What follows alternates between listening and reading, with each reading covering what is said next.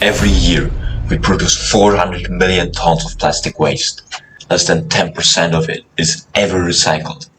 The rest ends up in our oceans, in our rivers, in our landfills. The media calls it a crisis. But just when it seems like it's all lost, nature steps in. It all started in 2016 in a quiet corner of Japan. Scientists took a sample near a plastic waste storage site and made a discovery that would change everything. Ideonella sakaiensis, a bacterium that could eat plastic. Here's the crazy part.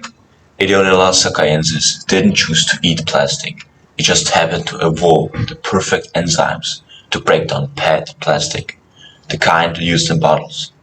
Because that's what was lying around in the environment. It's like finding a locksmith who just happened to have the key to your house. Pure randomness. But once it figured it out, the bacterium reproduced, spread, and kept eating. The enzymes it produced, PETase and METase, are like molecular scissors, snapping the plastic's long chains into smaller, digestible pieces. In laboratory conditions, it can break down PET surprisingly quickly, in a matter of weeks. So what if we use this tiny organism to clean up our planet? There's a catch. Just like other living cells, it doesn't simply dissolve its food into nothing. It really just splits the plastic into two molecules. Terephthalic acid that can be used for new plastic, and ethylene glycol. Biodegradable, but not harmless. The good part, there are other microbes capable of breaking those compounds down even further. The first plastic degradation facilities have already been built. It works on a small scale. The question is, can we safely spread these organisms into the world? And will they have the effect we hope? Ideonella sakaiensis was the first major discovery of plastic degrading organisms, but over the years we have found many more. A few examples. The wax moth larvae that can break down polyethylene, Aspergillus tubicensis, a fungi that can break down certain plastics. Hundreds of plastic degrading enzymes have now been discovered. And on top of that, scientists are editing both the enzymes and the organisms to make them work faster and under less demanding conditions. Suddenly, it's not just a lonely fight against the waste we can't clean up. We've got a whole army of organisms that could help us solve this big problem. So let's deploy these plastic eaters and watch what happens.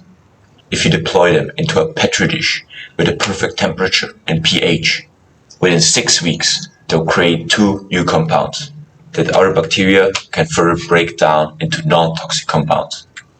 So next, we'll try deploying it into nature.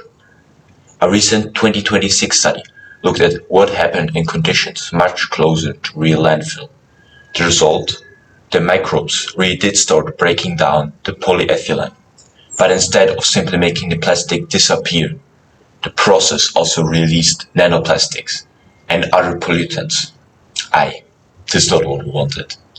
So let's do what humans do best. Keep trying. Scientists are constantly working on genetic modifications that could be the breakthrough.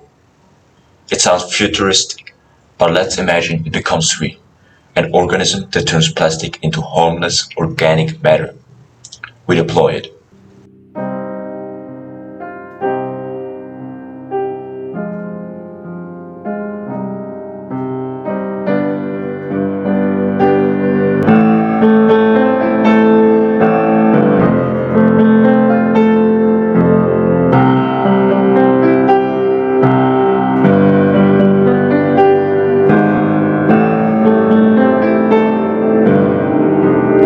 In the best case scenario, it will simply make the cleanup. In the worst case scenario, it could disrupt our ecosystems and create a completely new problem.